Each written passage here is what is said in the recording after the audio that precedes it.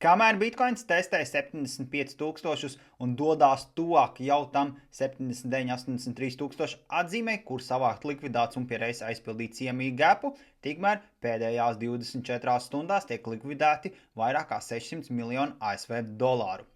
Beidzot, pēdējo nepilno 50 dienu laikā Fear and Greed indeks, jeb baiļu un alkatības indeks, ir uzkāpis uz neitrālo pozīciju. Tad bijām visu laiku vai nu bailēs vai ekstrēmās bailēs.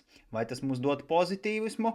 To mēs šodien izrunāsim 8 vakarā YouTube tiešraidē Kripto numur 1. Pievienojies būs mums arī īpašais viesis. Fed šodien plāno atpirkt kārtējo reizi daļu savu parādu un to darīs par rekordlielu summu – 15 miljardi ASV dolāru.